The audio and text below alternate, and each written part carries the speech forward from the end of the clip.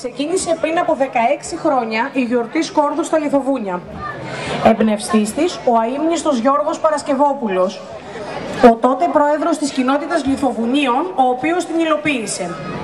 Έκτοτε η προσπάθεια αυτή βρήκε πρόσφορο έδαφος στους νέους του χωριού, οι οποίοι ως άξιοι συνεχιστές ίδρυσαν τον Αγροτικό και Πολιτιστικό Σύλλογο Λιθοβουνίων και με τη βοήθεια όλου του χωριού εργάζονται εθελοντικά και αφιλοκερδώς για την οργάνωση της εκδήλωσης αυτής, από την Παρασκευή της παραδοσιακής κορδαλιάς ως την τακτοποίηση της τελευταίας διαδικαστικής λεπτομέρειας. Η γιορτή Σκόρδου έχει πλέον ξεπεράσει τα στενά τοπικά όρια, αφού στους 100 κατοίκους του χωριού προστίθενται επιπλέον 3.000 επισκέπτες και περιλαμβάνεται στις ειδήσεις εντύπων και ραδιοτηλεοπτικών μέσων με πανελλήνια κυκλοφορία και εμβέλεια.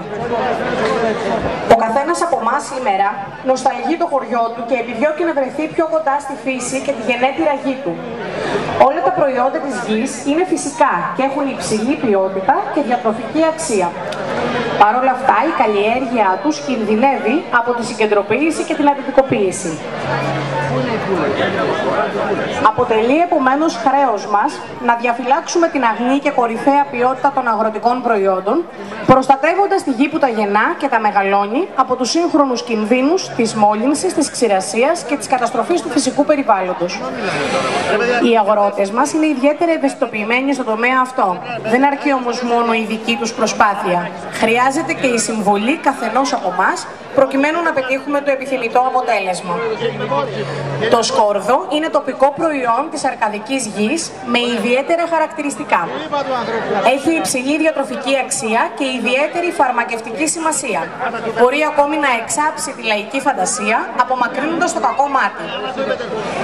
Σήμερα που υπάρχει περισσότερο παρά ποτέ η απέτηση να παραχθούν για τον καταναλωτή υγιεινά και εύγευστα προϊόντα διατροφής, η καλλιέργεια του ονομαστού σκόρδου τρυπόλεως αποτελεί μοναδική πρόκληση για τους παραγωγούς αλλά και για τους φορείς της τοπικής αυτοδιοίκησης.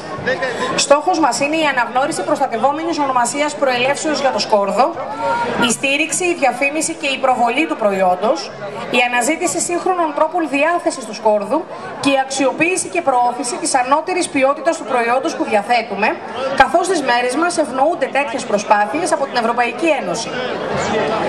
Στον χώρο της πλατείας λειτουργεί μια ενδεικτική έκθεση φωτογραφίας με αντικείμενο τη διαδικασία της καλλιέργειας και της συγκομιδής του σκόρδου,